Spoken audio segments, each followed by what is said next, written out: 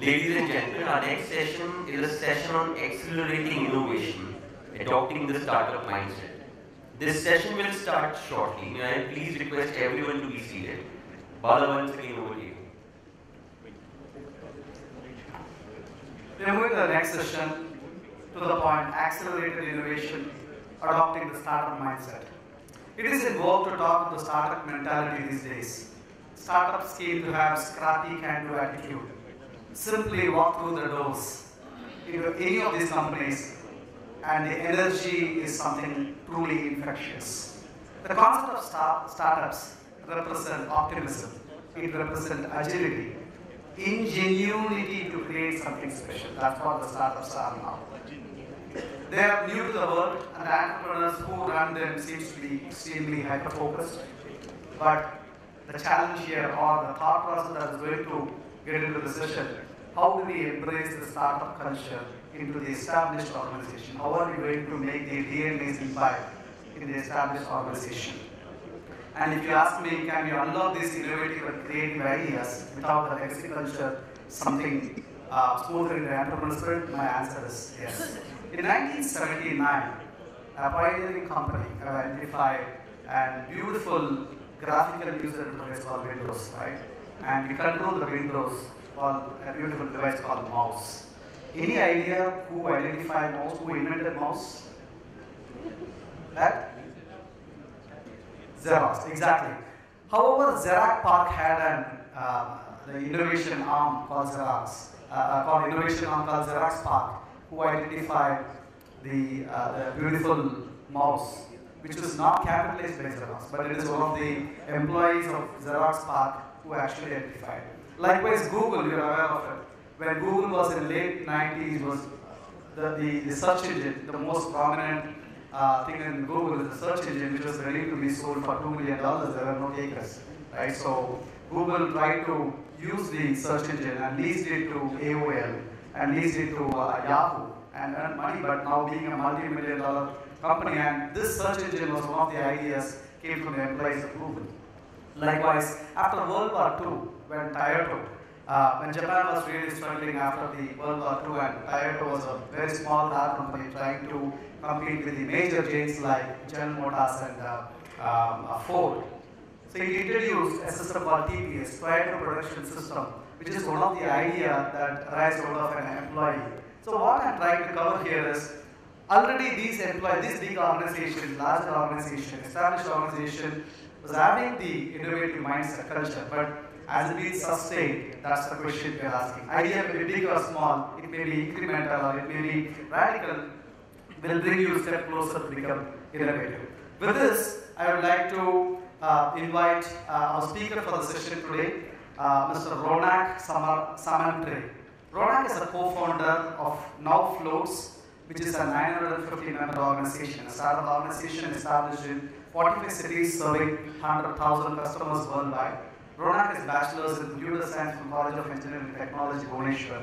Ronak joined Microsoft and worked as a senior software security design engineer for about 3 years and floated his own startup called Now Floats in 2011. That enables small and medium-sized enterprises bringing their business online in a more meaningful and beneficial way in a very simplified manner. I welcome, put on your hands to welcome Ronak. Welcome, Ronak.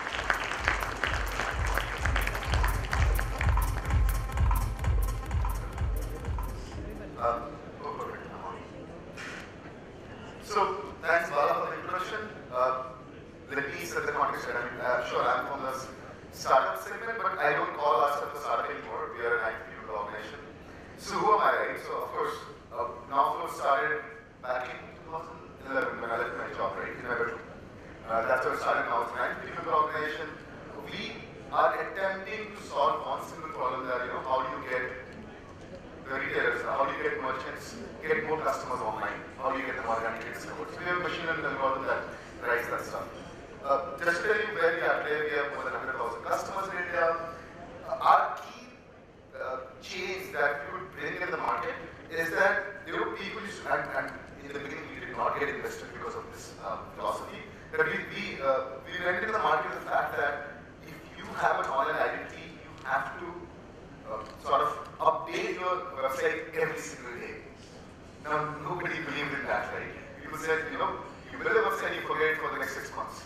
And that's what the market was. And everybody thought that merchants, would need a customized website. For the first 4 years, we just had one template, one design. You take it or you leave it. Our core philosophy was, you buy the product from us, you start updating every day, and then the algorithm takes care of the discovery and stuff, organic discovery. And with that, today, 60% of my merchant base creates 30 updates a month. Right? So that is a behavior change we could bring in the market, which was it was one of the gut feeling was, we didn't ask the merchants, hey, what do I do for you to get you more customers? We didn't ask any investors, we didn't ask any market because everybody was against it and we did not get invested for that. So with respect to content till date, we have more than 4 million business updates that were created in the system, and that is gold mine, right? Today we know what a merchant in Bombay is thinking about, what a merchant in Chennai is thinking about. Not just merchants. So today we have, I'm sure you know, VLCC, Tharocare, Reliance Insurance, or even big enterprises have moved their identity onto our platform, right? We work with right from SMEs to big enterprises in India. And VLCC in fact has moved some of their Dubai sites in Arabic language onto our platform because it's an ML algorithm. We support all kind of languages globally. We are present across 65 branches. Unfortunately, this is India. We have direct sales force. Out of the 950, 600 people are direct sales. That's the sales. So it doesn't happen in the SME space. You have to go and reach to them. Even if you talk to the merchant online, he will say, "Kisko picture office." Right? That's the reality of India. So we had planned. Guess what? This was again when you're a startup where you say that, "Hey, I'm going to direct sales." You do not get any business from me. You do not, because nobody wants to bet on a first-led organization. And right at the beginning, again, I'm telling you stories which we are not bad for.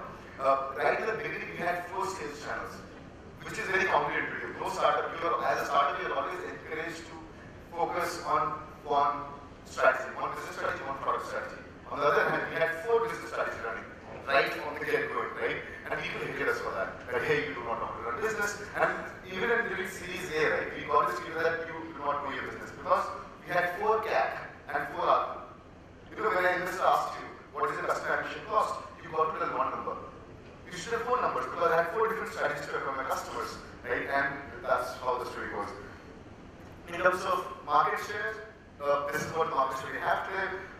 30% of the consumers who search, who are local search, either you search on a mobile phone or on the desktop when you look for khadi dresses in Mumbai. So 30% of the traffic ends up being on a site that is powered by offloads. And we are a white label solution. We do not want to come in between the merchant and the customer. So once the merchant pays us, he has no domain, we get out of the system, right? We do not believe in marketplace because anyway, we do not need marketplace now.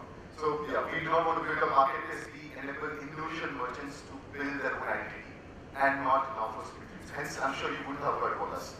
In terms of just the SME of the merchants, out of all the merchants who have any kind of digital identity today in India, 32% of them are customers, paid customers. Right? Yeah? So okay, over the last 46 years, I've seen from my company going from a bedroom to now 68 branches across India. So one key question, right? How do you still drive innovation at scale?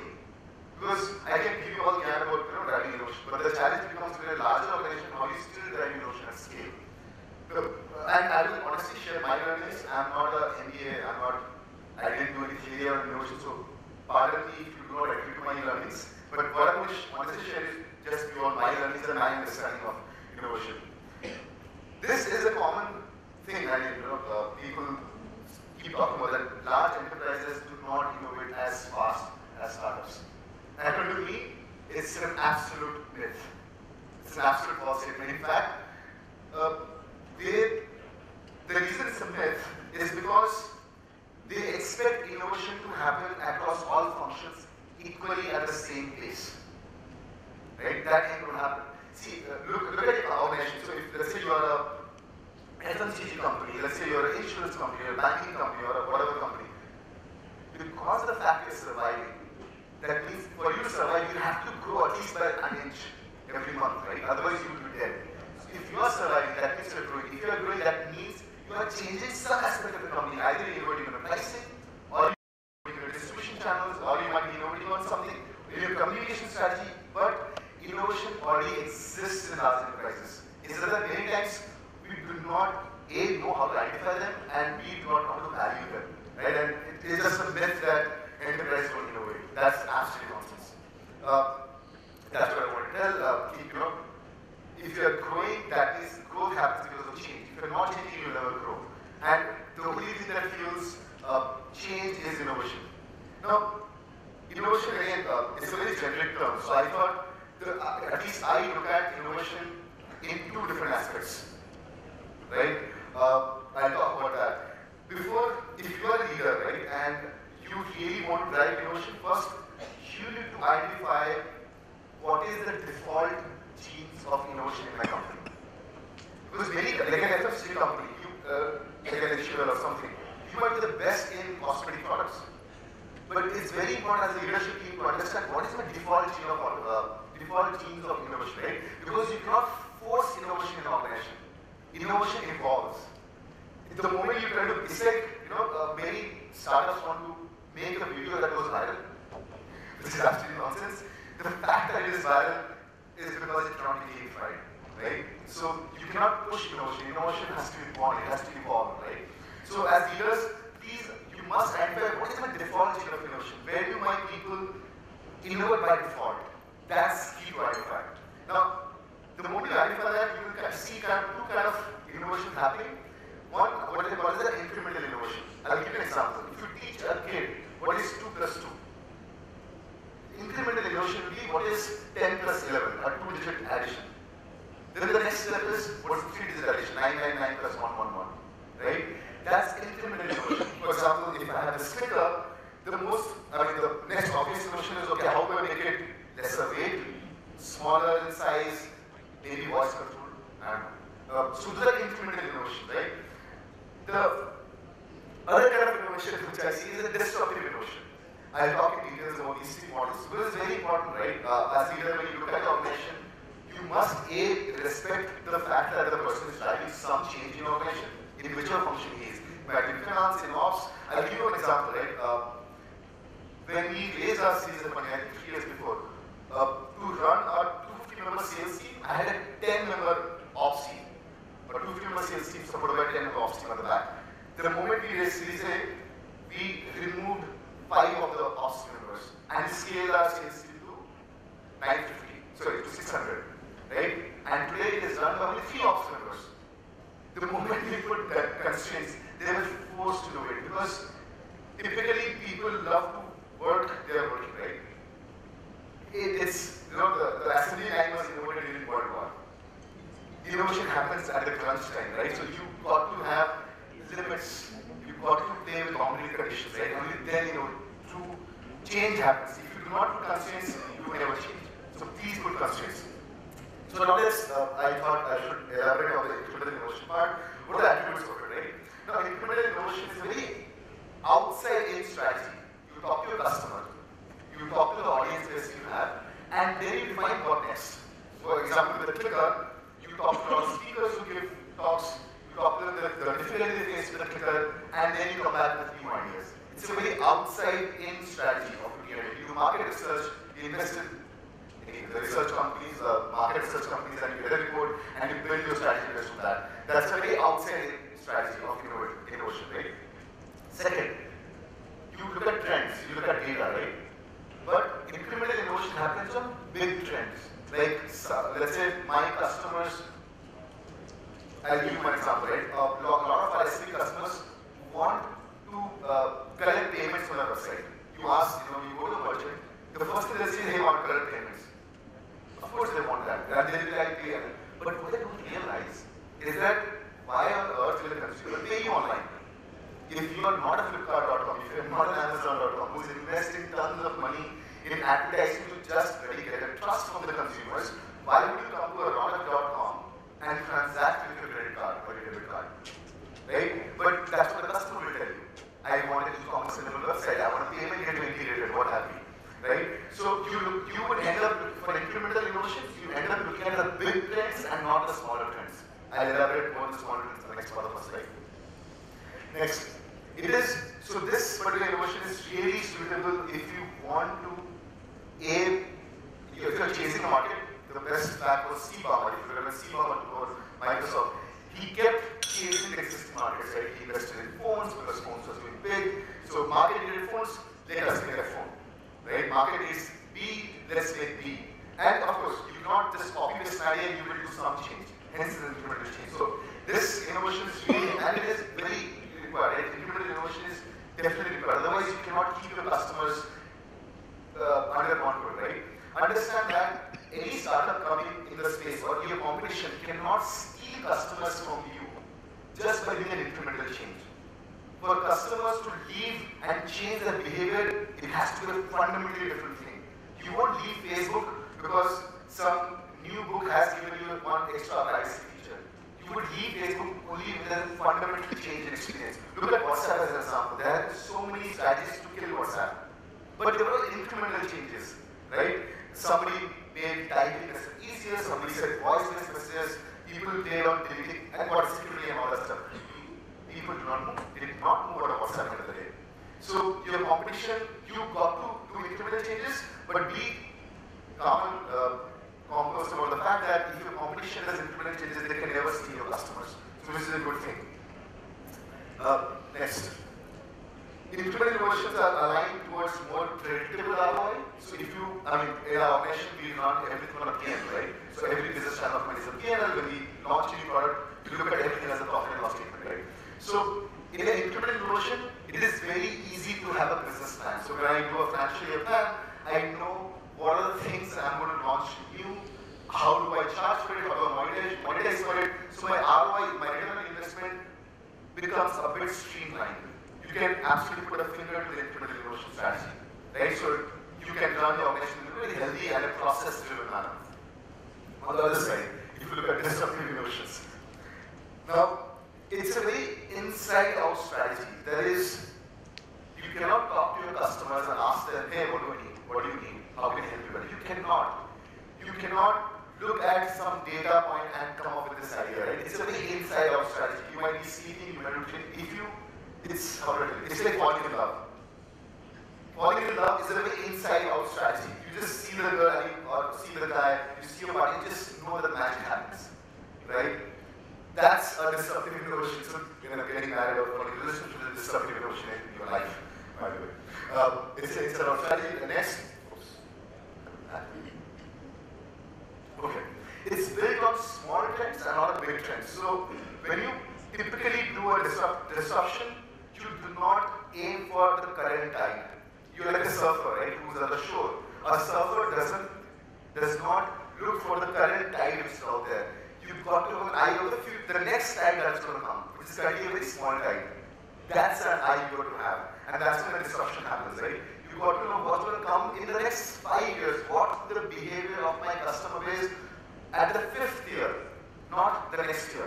Because, see, at a large organization, even I have 600 sales guys, right? If I start randomizing my sales team, my entire sales will go for a toss.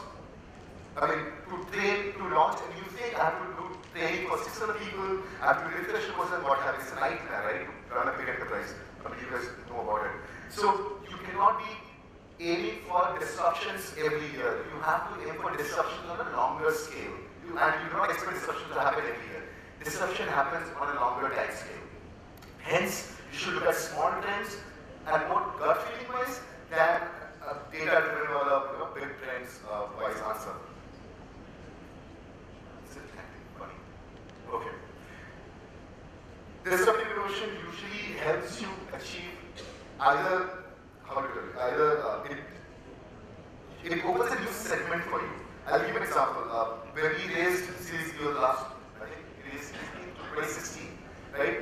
We had 50,000 SMEs and we had one, as I told you, we had one single template and everything was going as well, so very good. We raised $10 million. The obvious answer is to add more features to your product. Now that I have $10 million, I can add more features to my product and go towards my customer. Right? There's forward integration, backward integration. right? So I don't know what is the paying for something. I should invest in a payment gateway, I should invest in e-commerce and blah, blah, and add more features to the product. We did something different. We moved away from the customer. Because what we thought is that, SMEs, as I keep traveling, SMEs globally, you pick up a merchant in Israel, you pick up a merchant in the US, you pick up a merchant, suppose in Antarctica, everybody needs customers, right? They would never see playing where customer is. Everybody wants customers organically. But the local experience is different, right? The way the information experience works in the US is fundamentally different from the way information experience works in China. Look at Alibaba.com versus Amazon. In China, you will have the discount thing going on, you have pop-ups going everywhere, you have flash images coming everywhere. Look at Amazon, it's very neat and clean. For an innovation in China, if they do not see that chaos on an e-commerce site, they think it's not functional. That's the consumer demand, that's the consumer behavior. Look at Uber, I really respect Uber for that. Uber was the first company to make even the brand localized to country. You use Uber in China, it's a red color icon. Which company have you seen plays with this brand colors as a platform? Uber, even the brand is a platform. Every country, you see the menu at the bottom, there's the type of cars. Even that is customized based on every country, right? The taxonomy they use is customized to the country, the brand. But the functionality is the same, right? The functionality is a consumer who's looking for a mobility solution can request for it, and the mobility provider can be connected, and they do that business together. That's the platform. But they really personalize the whole experience based on country. So we drew inspiration to the same. We said, okay, how do I now, if we were to take the scale of this business globally, we cannot be creating new website stacks for every country. Because, a typical IT is the UI is tightly coupled to the backend and blah, blah, blah. We ended up creating our own programming language, which is Kitchener. The moment Kitchener is sort of the world's first language to create websites, but a language which enables you to create serverless websites. So because we don't believe in servers, we don't believe in clustered computing, and we don't believe, cloud is good, but then we do not believe in the infrastructure as a service model of cloud. We believe on the platform as a service model of cloud, right? And for organization, it is hard. For a non-tech, for not an engineering-first organization, it is hard to hire engineers who truly understand the serverless technology. So just because we randomly thought, hey, let's go away and really build a platform where my experience, my UI becomes a plug and play on top of functionality, help me open the entire enterprise segment for us. Now we are working with insurance companies, banks, big retailers want discovery, but they want experience. Or an insurance company, they want the enterprise level security, but they want their own experience and with the discovery part. So that really helped us get to new markets. And today, almost 20% of the revenue comes from that enterprise channel. Right? The monthly revenue comes from the enterprise channel, which is huge for a company of our size, at least. So that's one big example for us. Okay. Unprecedented ROI. You can never, so if you, call it, hey, let's think of an idea which is disruptive. Do not expect a deterministic plan to get an ROI. So for example, when my investors hate me for that, when I stood talk to them, and for the longest time, I did not attend my board meetings for the first 3 months when I was working in the programming language, because the fact that I pitched to them, to my board, they said, are you smoking something? Right?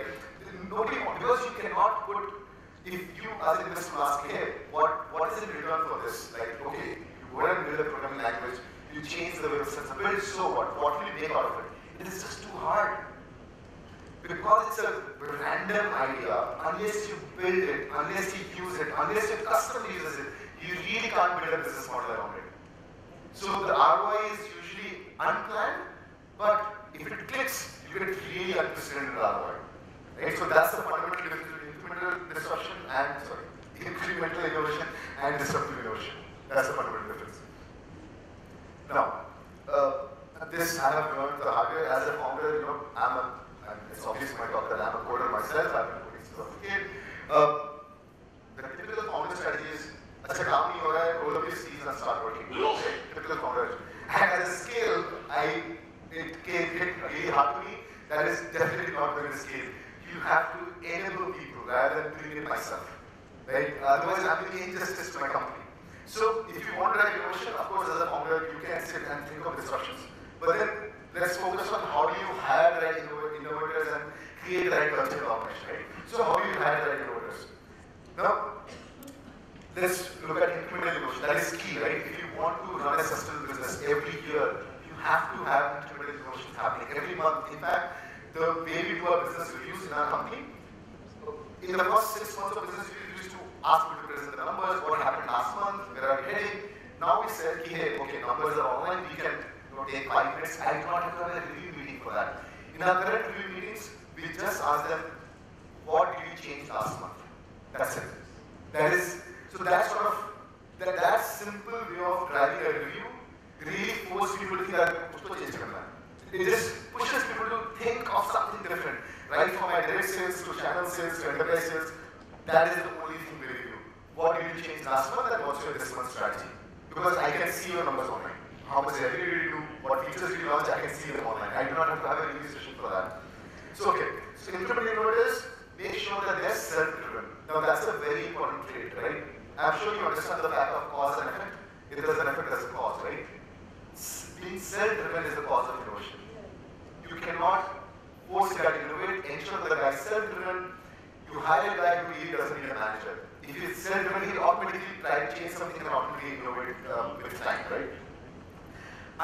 In incremental innovator, make sure that he loves talking to customers, he loves talking, looking at the data and process and come up with new ideas. That should be his strength. As I said, he must value customer feedback. He cannot say fuck customers.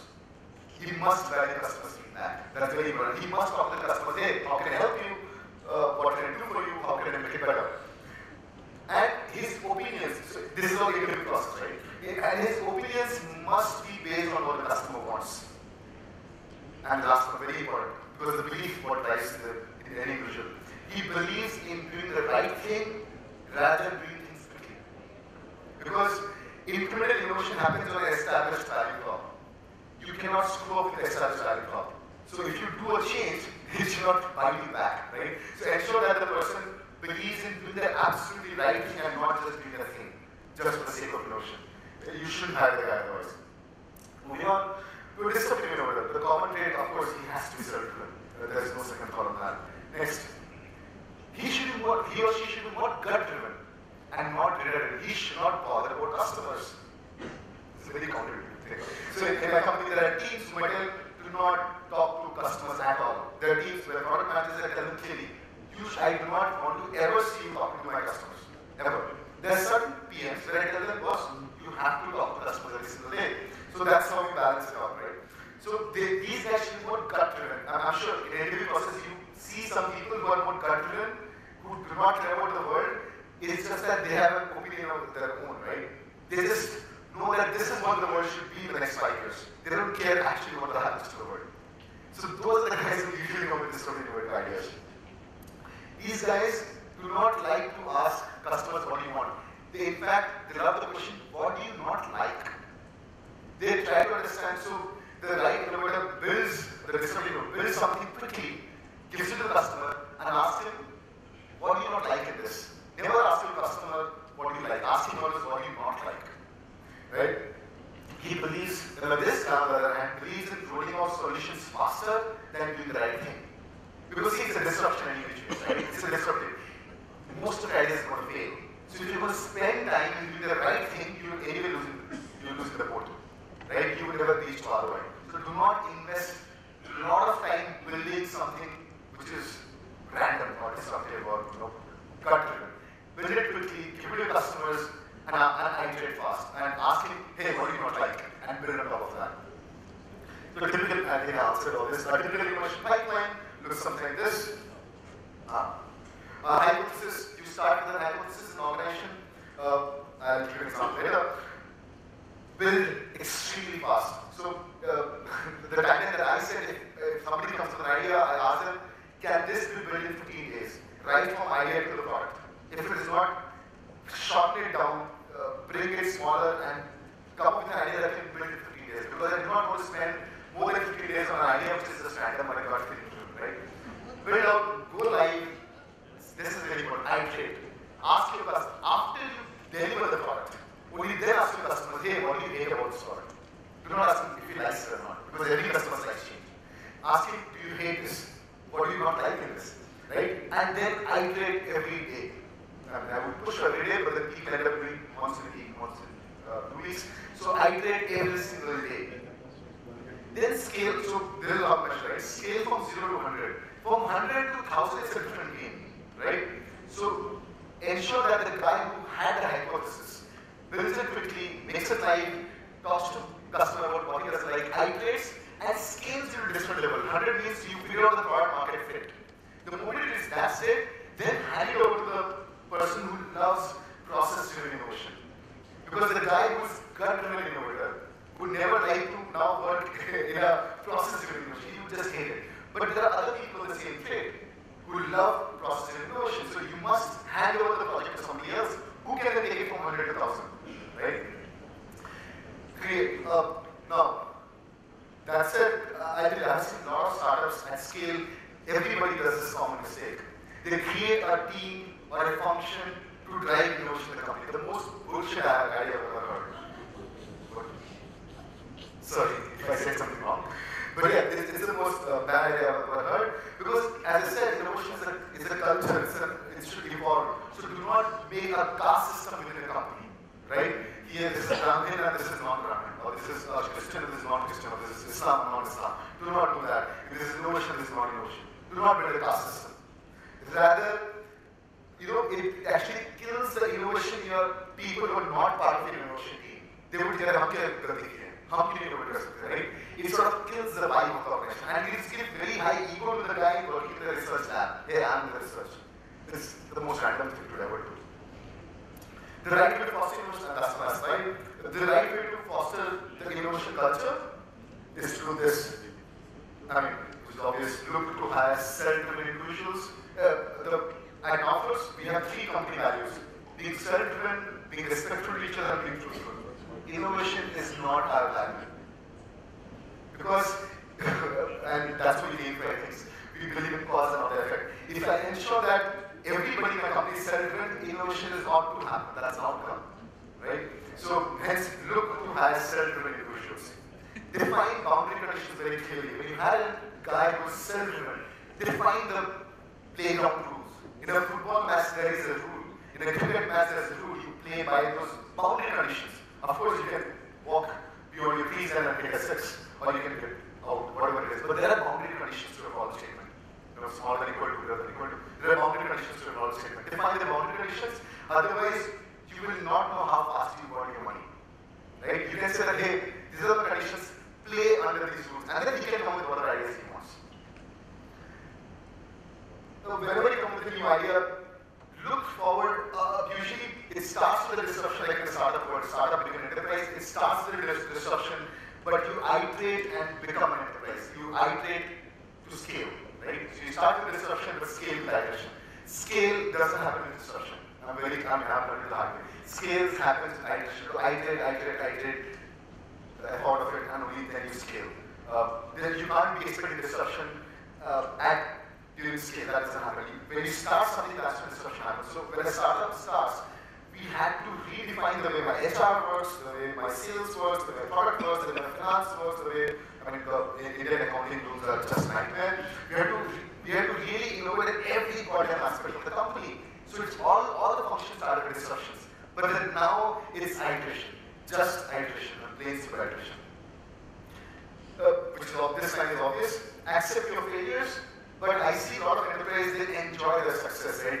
You would call up the guy and say, hey, great guy. For 1 month, people are saying, congrats. Here, that gets into his head.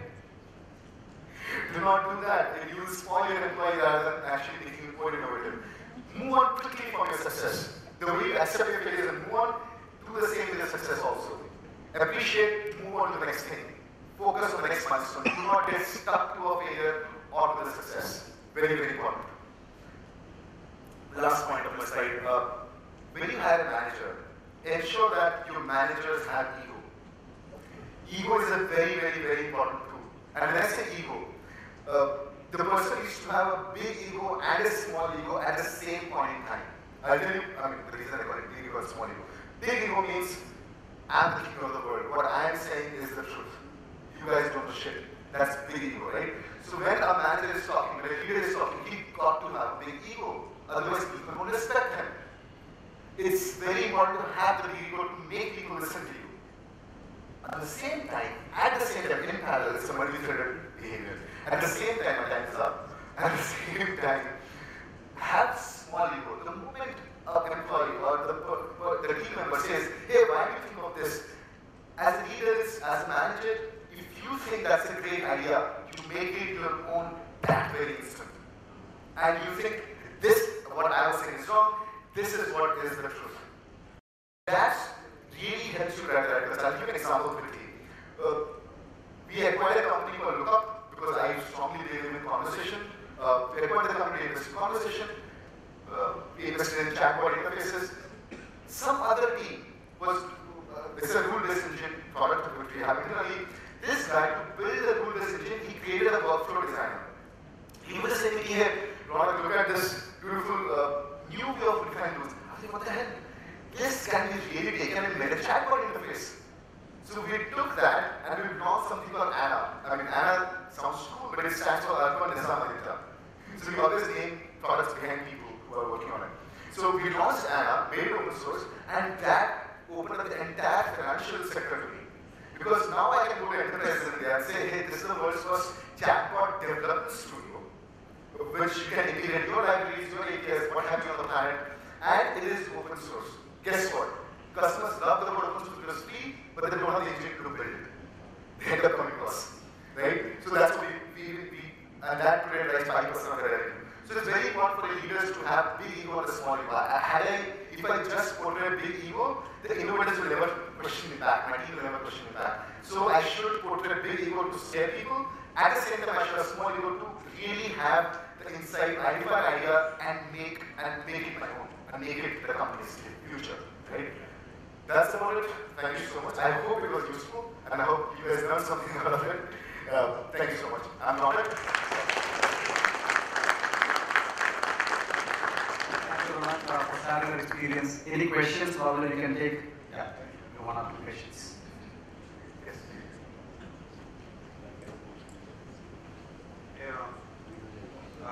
Love the slide where you actually mentioned that let's not create a caste system. Let's not, create a divide between innovators. Yes. The question here is then why in all your examples, your innovator is always a he? Innovators always? A he. No. So okay, good point, great point, right? So I always compare myself. I usually say guy. For me, a guy is both male and female. I don't differentiate male and female, and that's why in the beginning, guess what? None of I should say it openly.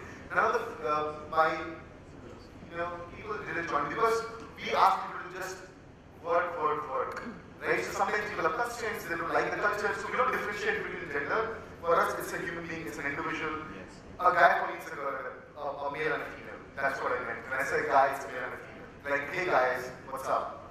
That's the whole guy thing coming out here. Hey guys means it includes male and female both. And I'm sorry if that. Take one more. Yeah. This side.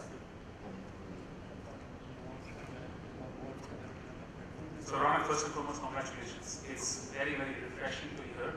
And what you've said is sometimes large corporations are not able to do. And I do recognize that 950 you are as good as a large corporation.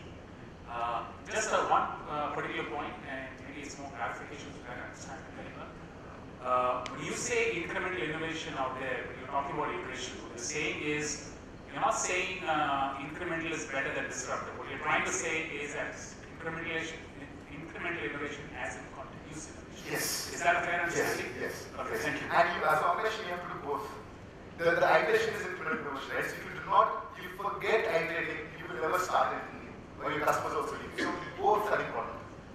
You have to do both at the same point. All right, with our closing remarks, all inventions could be innovation. All innovation need not be an invention. Right? So I repeat, all inventions could be innovation. All innovation need not be an invention. Sometimes we have a wow moment. We have awesome moments in while identifying the innovation, doing innovation things. At times we always look at only creating new things in innovation. At times we forget adding value to our existing products and services is also an innovation. And end of the day, my dear colleagues, it is very, very important for the customer to add value to the customer. That's the predominant objective in the success of innovation. As Ronak rightly pointed out, even the gentleman asked about incremental innovation. The incremental innovation with the sustained innovation, which is the incremental innovation, actually puts the improvement on the steroids and it beats the innovation in the DNA, which in result will get into a disruptive innovation. With this, closing remarks, and it's time up for the lunch. Thank you so much, Ronak, for sharing your experience. And ladies and gentlemen, put your hands together. Appreciation for Ronak for being here. Thank you so much. Request Bala to give away the speaker memento. Ronak. A big round of applause, ladies and gentlemen. On behalf of NASSCOM Bala, I would like to thank you for moderating the session so well. You were outstanding, and a memento from our side as well. Thank you.